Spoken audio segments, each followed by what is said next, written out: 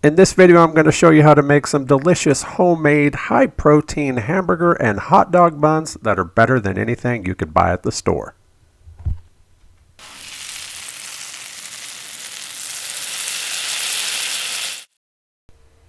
Alright, so let's get into this. The first thing we're going to want to do is take about a cup, a little more, of our milk. I use the Fairlife fat-free here. And we're going to want to heat it up. Yeah, put it in the microwave for a little bit. Make sure that you get your temperature up over 100, but no more than 110. As you can see, we're at about 105, 106, so we're doing good. To that, we want to add the sugar from the recipe. I use 2 tablespoons. I just toss it all in. It's going to get into the bowl one way or another. Might as well be here because now we're going to put in our yeast. And that sugar is going to help the yeasties come alive and do their thing and really get active. So we want to stir that in, make sure it's good and stirred in because we've got that sugar in there as well as the yeast. We want it all swimming together. Essentially, that sugar is food for the yeast. They eat it, get awake, get really active, and that's exactly what we want. So once we've got that stirred up, we'll go ahead and just set it aside and let the magic happen. So the first thing we want to do is take our block of tofu and get it into the mixer. I use the Mori New Silken Tofu, the extra firm. Now I know, I can hear you guys just sitting here doing this. Yeah, you're thinking, tofu? Oh man, that's disgusting. Yeah, trust me, you won't even know what's in there. What we're using it for is to get some moisture as well as about 30 grams of protein. Yeah, this is going to help up our protein level, and that's a good thing because you can do whatever you want with tofu.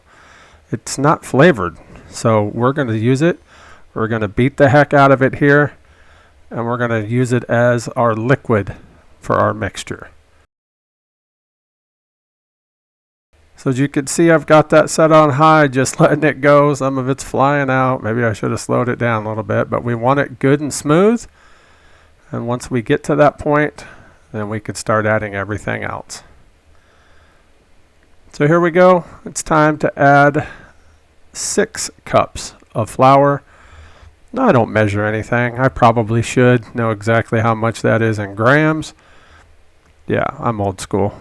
I just make sure my cup looks pretty full and I put it in. You know, they say that baking is a science where cooking is not. Yeah. Well, if you've done this enough, you know what you're doing. You should be able to nail this recipe without any issues. If you're new to cooking, especially to baking, you might want to go ahead and measure that out. As we can see here, the yeast have come alive. Look at that foam on there. That is looking spectacular. So into the bowl it goes. Now look at all that around the edge. We don't want to lose that either. So let's get a rubber scraper and let's get that tossed in. Onto the mixing stand it goes. Now I'm going to put the dough hook on here and get it going. We're going to let it mix up. And while it's doing its thing, this gives me the chance to toss in the rest of our ingredients. So that pea protein goes in, as well as some potassium chloride. Now that might not be something you normally cook with, but I like to cook low sodium. So potassium chloride is a salt substitute. So it gives you the potassium that your body needs as well as a good salty flavor.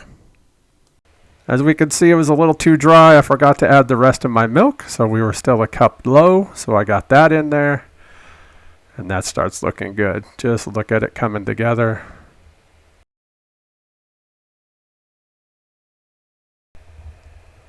Now the $100,000 question is always, how long do you mix this? How long do you let it knead? Well, for me, one of the first things I look for is a clean bowl. Yeah, as you can see along the sides there, there's plenty of stuff still on it. So I'm just going to let that go until I see it clean. And looky there, looking good. Let you know that we're coming together. You could tell by just looking at it that that gluten is forming really good. So I'm going to let it go for just a little bit longer. and then I'm going to check it. So what I'm looking for here is kind of a tacky dough. Don't want it to be really sticky, but I want it to be tacky. I want my fingers to kind of just stick a little bit. See that? Just slightly, right? So I'm going to put it back in the bowl, let it go just a little bit longer while I get the rest of the things ready that we need. So we're going to need to let this rise. So you're going to want to get as big of a mixing bowl as you've got. Hit it with a little Pam, whatever you've got, olive oil it, don't matter. And then we're going to pull the dough out of the mixing bowl. Now it's going to be a little sticky still. So I put a little bit of flour on the countertop as well as my hands here. And I'm just going to knead it by hand for a little bit.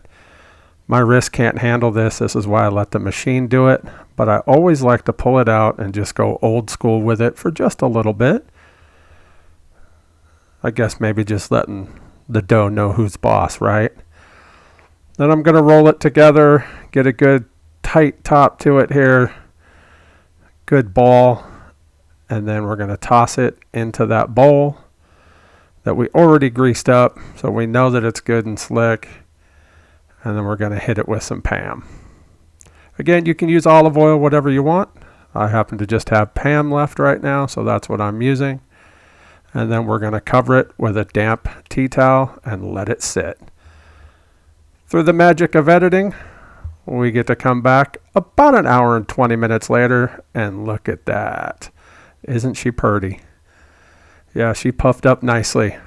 We are ready to go. So let's get it over to the counter and let's start the process of making these hot dog buns. All right, so we're going to want to pull the dough out here. You can really see how much gas is in it. So I like to just toss it around a little bit, let that deflate a little bit. But the first thing I want to do is I want to see how much dough we actually have. So I take my measurements in grams. It's just easier to work with. So we can see here 1,967 grams is what we got. I want to make 18 different buns. So we're going to do 9 of each. So that makes them about 109 grams a piece. So we're going to cut this in half just to get started. Check this out. Look at this dough. Oh, look at that. Isn't she beautiful? Gotta love it. So we need to make sure that we got exactly half of what we need.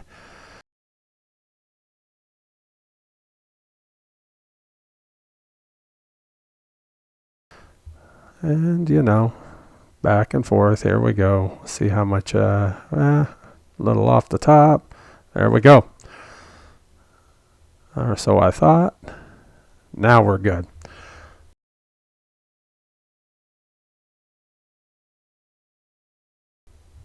So, you know, there's more than one way to get this done, but I prefer to measure out my dough, even if it takes a little bit, pulling pieces off here and there, adding a little more. Whatever it takes to try to get some kind of uniformity. These needed to be about 109 grams. So once I got those all figured out, we're going to set them aside, and then it is time to start forming the balls here. So we're doing the hamburger buns here first. So we want to make a ball, and you just pretty much want to pull your sides in all the way around until you form, you know, a loose ball, and then grab it between your thumb and your ring finger while applying a little bit of pressure from your hand and just start moving it around. You push it up, kind of pull it back towards you. Push it up, pull it back towards you. What this is going to do is going to form a good taut ball. Check your seal on the bottom. Again, sometimes it doesn't go down perfectly, but you can just pinch it together. And we're going to want to do that for every one of these. So once you've got one done, toss it onto a greased baking sheet here. And we'll get them all done. It's pretty easy once you've done this process a few times. And really, the dough is quite forgiving. It'll work with you really good. That's one thing I like about this dough, is that it's quite supple.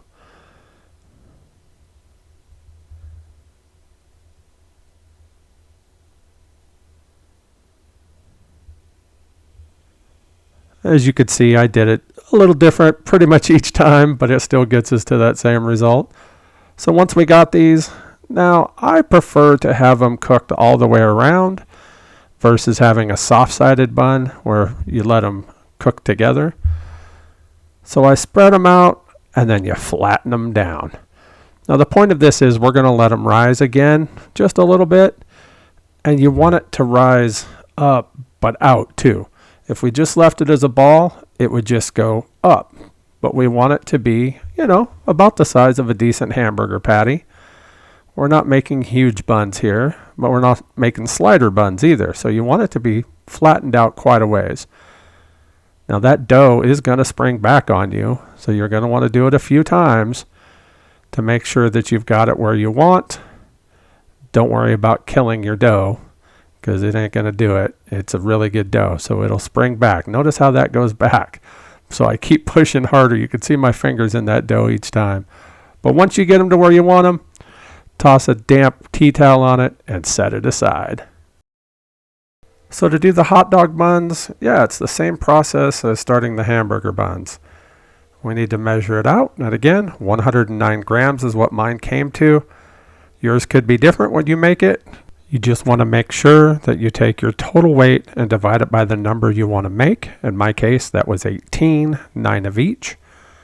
So once we have those measured out, we're not going to make them into balls this time. This time we want to go kind of a square or a rectangle, and then we want to use our pen here, our rolling pin, to flatten it down.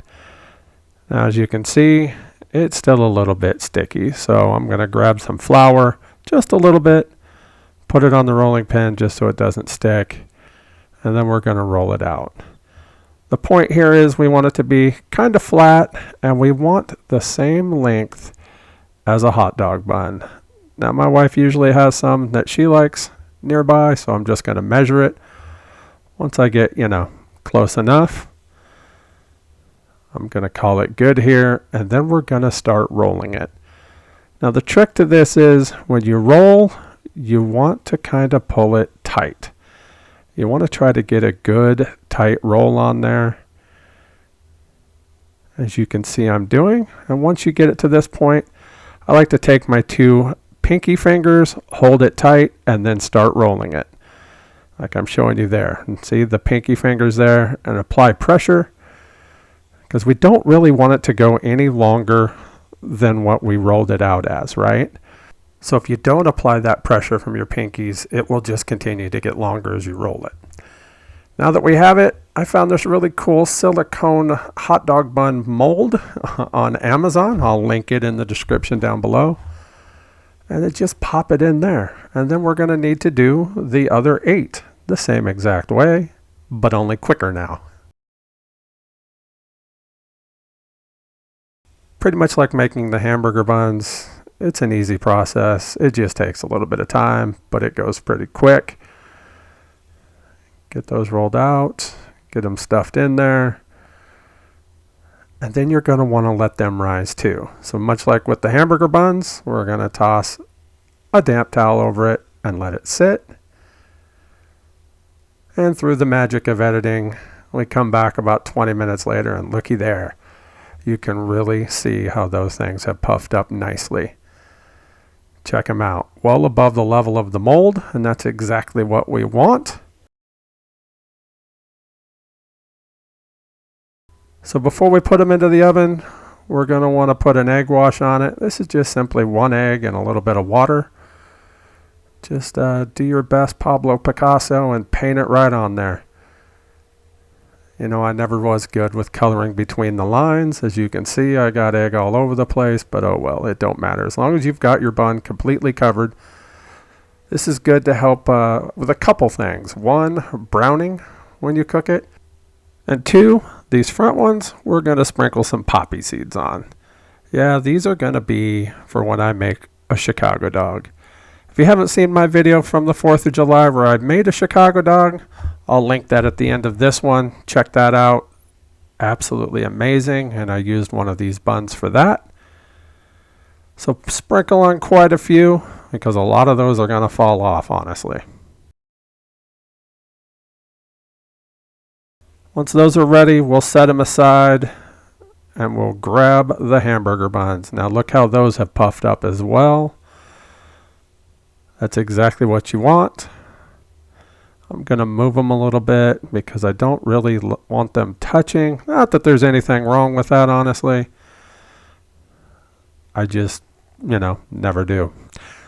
So we're going to do the same as we did with the hot dog buns. We're going to paint us on some egg wash. Again, this helps with browning, going to make them look good. But then it also helps, as a glue, basically.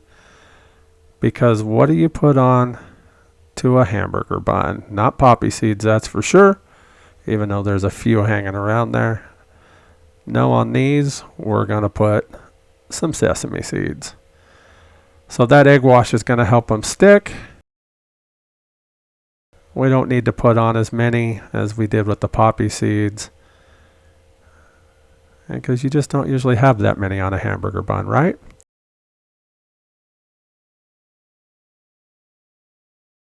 So this is looking good. Just a few more there. And check it out. Yeah, those look good.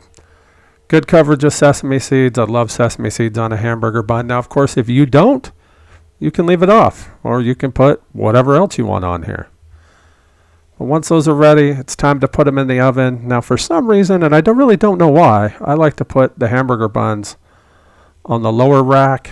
It's just above middle. So then that means my hot dog buns go up top. Now I like to take a look at them. About the 10-minute mark, you can see we've got some really good spring on them. Check out those hot dog buns especially. They've really popped up.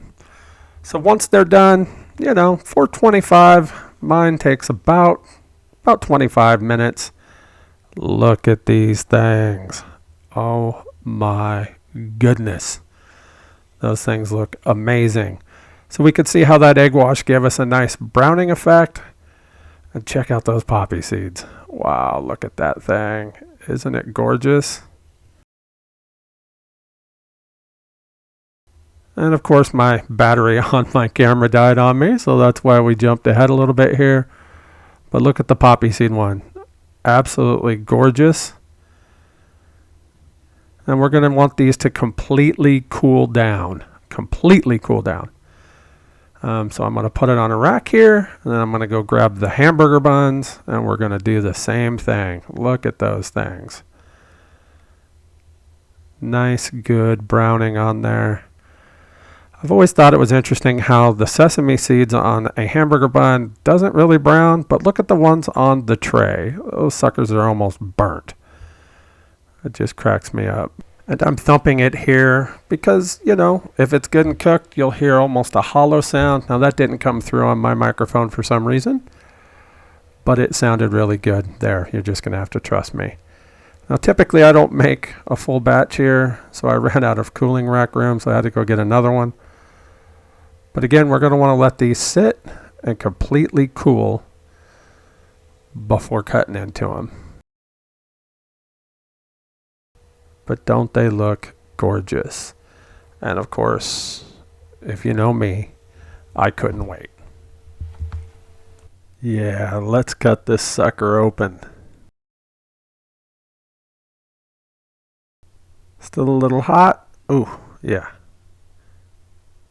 Yeah, check that out. Just look at that. Holy cow. Nice and soft. Got some good pockets in there from the gas created by the yeast. Yeah, that's looking good. I mean, seriously, just look at that. Look, it's still steaming. It's nice and hot. Look at this. We'll take a bite of it.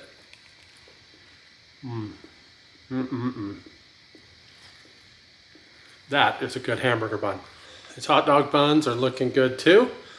I'm definitely not going to cut into one of these. I'm going to let it cool completely, but it's about the same. I'll go ahead and put up the nutritional facts for these. Makes 18 in a batch, so I did 9 of each, as we saw.